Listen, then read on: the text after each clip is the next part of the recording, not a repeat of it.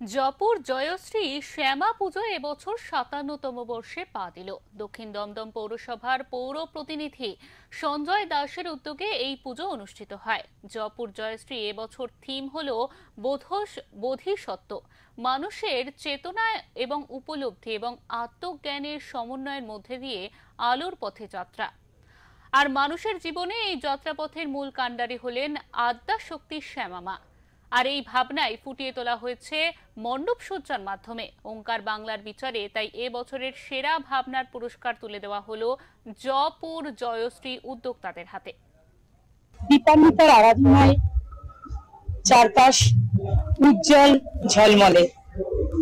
ওঙ্কার টিভির পক্ষ থেকে আমি পিয়ালি চলে এসেছি দমদম রোড জয়পুর জয়শ্রী ক্লাবে। বোধিসত্ত্ব, যার অর্থ হলো বোধি অর্থাৎ জ্ঞান আর সত্ত্ব অর্থাৎ জীব। যে জীব জ্ঞানের আহরণে নিজেকে নির্বাণের পথে নিয়ে যায় তিনি বোধিসত্ত্ব। এই ভাবনায় উদ্বুদ্ধ হয়ে এবারের জয়পুর জয়শ্রী ক্লাব নিজেদের মণ্ডপকে সাজিয়ে তুলেছে।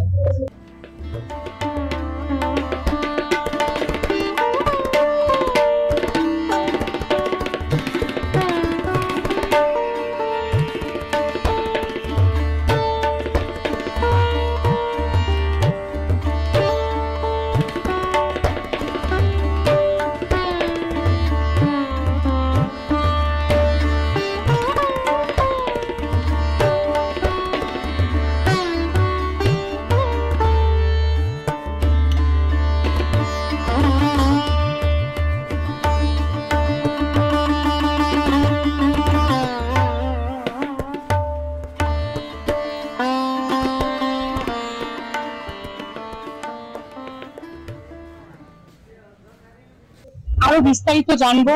এত অভিনব, এত সুন্দর মণ্ডপ, ভীষণ ভালো লাগছে দেখে।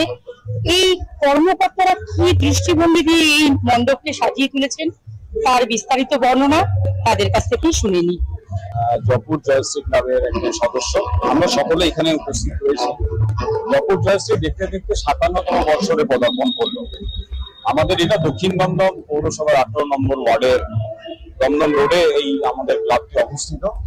আমাদের যিনি জনপ্রতিনিধি, পুর প্রতিনিধি এবং দক্ষিণ দমদম পৌরসভার পুর প্রধান পারিষদ সঞ্জয় দাস, তিনি অক্লান্ত পরিশ্রম করে শিল্পীর সাথে সাথে তার ভাবনাটাকে ফুটিয়ে তোলার চেষ্টা করেছেন বোধিসত্ত্ব নাম দিয়ে। আপনি শুরুতেই বোধিসত্ত্বর সুন্দর ব্যাখ্যা করলেন, একদম তাই।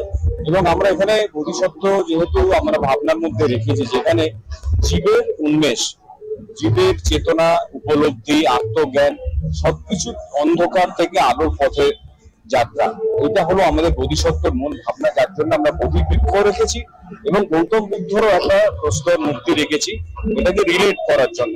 রয়েছে আপনি দেখছেন ৭খানা নারী চক্র, যেটা মূলাধার চক্র পর্যন্ত আমরা চক্রগুলোকে দেখিয়েছি। যে চক্রের শুদ্ধিকরণ থেকেও কিন্তু মানুষ নির্বাণ লাভ করে।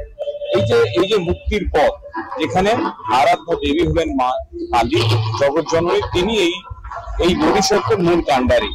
অন্ধকার থেকে আমাদের চেতনার উন্মেষ, আমাদের সব রকম পরিস্থিতি থেকে উত্তরণ ঘটানোই হলো মায়ের হাতে। এটাই আমরা এবছর তুলে ধরেছি। আমাদের সার্বিক আবহ এবং আলোকসজ্জা বা শব্দ প্রক্ষেপণ দিয়ে মানুষের কাছে এই বোধিসত্ত্ব ভাবটা তুলে ধরছি।